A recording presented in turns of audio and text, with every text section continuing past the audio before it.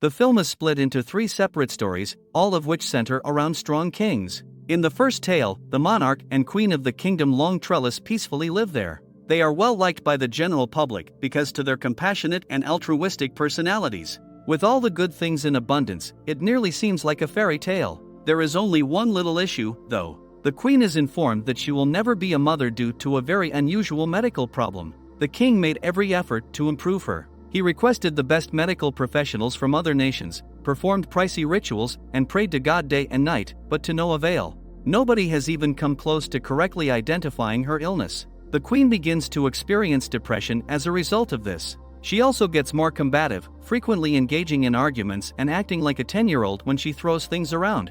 But she had no idea how drastically her life was about to change. A strange man in a black robe shows up at the palace one night and claims to be able to heal the queen. As a result, the royal pair pull a stunt, to which the king angrily demands to know if he is joking. The enigmatic guy responds that while the queen can have a child, the king will have to go through a lot of hardship. He might even have to go through severe pain. The man then goes on to say that he has been healing people. He demonstrates that nature should always be in harmony using his extensive understanding of the natural world. A life must be given up if someone wants to have one. The words he speaks enchant and horrify the king and queen at the same time. They cannot think that the sole solution to their issue is to sacrifice a life. But out of desperation, they finally give in. The weird man then proceeds to describe the peculiar procedure. He claims that a sea monster's heart contains the key to curing the queen's illness.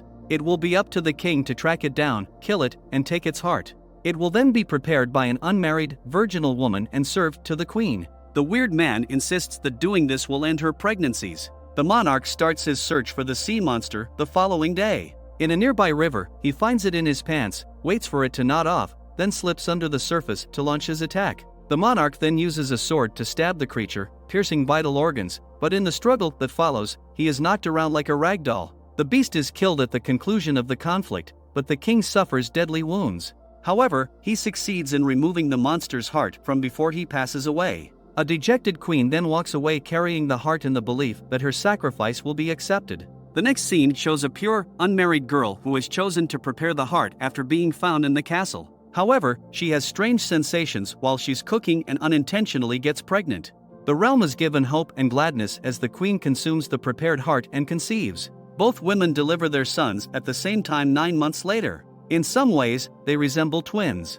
The son of the maid is named Jonah, whereas the son of the queen is named Elias. Skip ahead 16 years. Now that the guys are grown-ups, they have a close, unbreakable link of friendship, and the white color of their hair symbolizes the sea monster's ancestry. They have the same ability to breathe underwater as fish do. The queen, however, disapproves of her son Elias spending time with the maid's son Jonah. She continuously berates him to find better pals, but he doesn't listen to her advice. Once all other measures have failed, the queen threatens the maid to keep her son away from Elias. If you don't, both of you will be banished from the realm. The boys nevertheless keep meeting together despite the harsh warning. They choose to play a practical joke on the queen one day. Jonah poses as her kid while wearing Elias' clothes, but sadly, she quickly learns the truth. She banishes Jonah from the kingdom as a consequence. Elias, who is devastated, tries desperately to stop him, but to no avail. But before he leaves, Jonah uses a knife to chop a tree, enabling water to flow from it. He then assures Elias that he will be secure so long as the water is pure. What? Following this, the two exchanged an emotional farewell and made plans to reconnect soon. Elias began checking the tree every day after that to see. Nothing happens for the initial several weeks. However, the water then abruptly turns red. Elias leaves the kingdom without telling his mother after recognizing that his friend is in danger. He finally reaches Jonah's home after days of relentless searching. The latter has a lovely young wife who hugs Elias right away thinking he is her husband. However, she is shocked when the prince says he is a different person. Arrives upset. The woman goes on to say that Jonah went 5 days ago, far into the jungle, and hasn't come back. Elias instantly embarks on a search for his best friend out of concern that anything may have happened to him. However, when her lone son goes missing, the queen returns to the strange man and asks for assistance once more. But he still says the same thing this time. She must give up a life in order to have one. She is left with no choice but to accept the conditions. A flying thing is revealed to be chasing Jonah while he is alone in a dark cave, hurt and terrified. Elias shows in and uses his sword to fend off the creature just as we believe the boy is about to be killed. Using his bravery and valor, he even succeeds in killing it. In a startling twist of fate, it is revealed that the creature was actually his mother. For the benefit of her son, she gave up herself. The two return to their country in the closing scene, where Elias finally takes the throne and is prepared to guide his people into a new era. The second chapter then starts, introducing us to a tremendously lusty and haughty king. He is constantly surrounded by women and alcohol and is unconcerned with the affairs of his realm. He only lacks a lovely wife and some dignity, which shouldn't be too difficult to obtain given his vast power and wealth. Then two elderly sisters who live close to the palace are presented to us. Despite their advanced age and solitary lifestyles, they have appealing voices that sound remarkably young. The other sister, Yema, is open and true in her demeanor, while one of the sisters, Dora, is shrewd and self-centered. The sisters don't get married, barely leave their house, and appear pleased to spend their final years alone. The king overhears Dora singing one morning and is immediately enamored with her. No one has ever sang so well in his opinion. "King, you need to go home since you are intoxicated." He so makes his way to her residence in the hopes of meeting her face to face.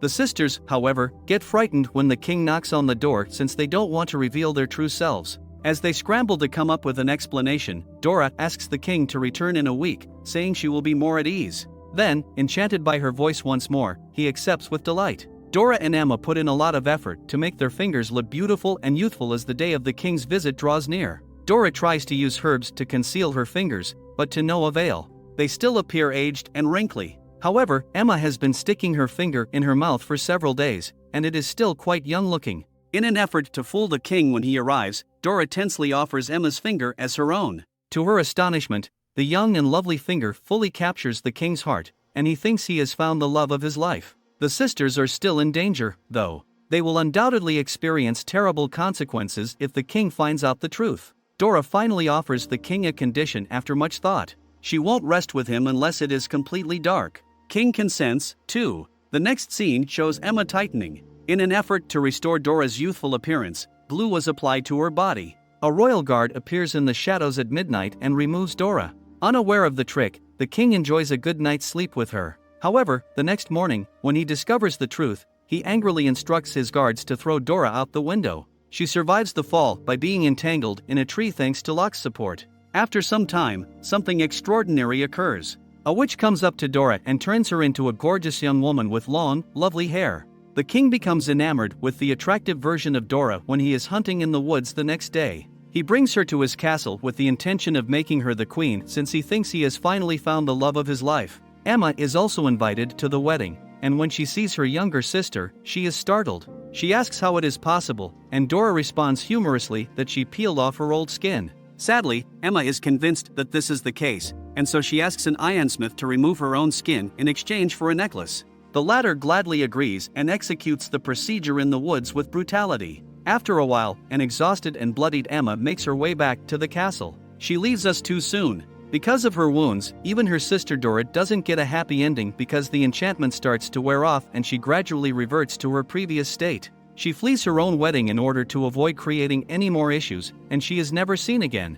Never try to appease an alcoholic is the lesson of that one. In the third story, the king is incredibly odd and childish. His wife passed away a long time ago, and his only surviving family member is his unmarried daughter, though he doesn't truly love her for some reason. When a parasitic insect starts feeding on the king's hand one day, he doesn't swat it away but instead lets it continue. In a weird move, he even decides to house the parasite in a glass container and feed it his own blood. The bug gets bigger and more dangerous every day as time goes on. The monarch is so preoccupied by it that he forgets to take care of his daughter. The cherished parasite eventually becomes sick and dies, though. The king ultimately decides to marry his daughter, Violet, because he can't stop thinking about the catastrophe.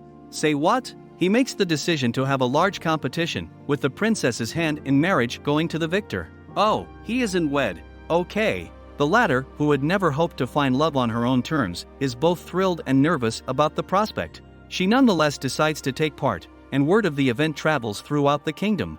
Unexpectedly, the king removes the dead parasite's skin and places it on display in his palace. He then declares that the winner will be the first to correctly guess the insect's name. Hundreds of people swarm the palace in the hopes of finding a princess to wed. Nobody, however, has the intelligence or knowledge to deduce the identity of the mysterious bug. The king is disturbed by this and only wanted it to appear as though his daughter will continue to be single.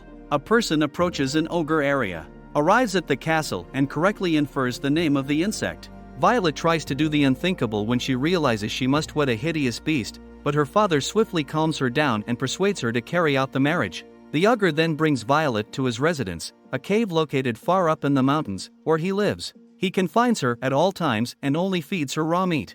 Violet, though, is thrilled when he meets a woman on the nearby mountain one day while he is out hunting. The woman vows to return with support after she describes her predicament and begs for assistance. She returns the following day with her family and successfully saves Violet. But as they proceed, the enormous monster catches up with them and mercilessly gores the family, one by one. The ogre is subsequently killed once and for all by Violet after he drags her into a cave and gives her a passionate hug. In the climactic scene, bloodied Violet carries the head of the ogre as she makes her way back to her castle. Everyone is terrified by the sight, and even the king kneels down and begs for forgiveness. Violet begins sobbing and adds, "This is the husband you chose." The story in the entire movie ends as Violet is appointed as the queen of the kingdom. That one doesn't have a moral. That was badass. Make sure to subscribe and turn on notifications so you can watch more videos like this. Thanks for watching.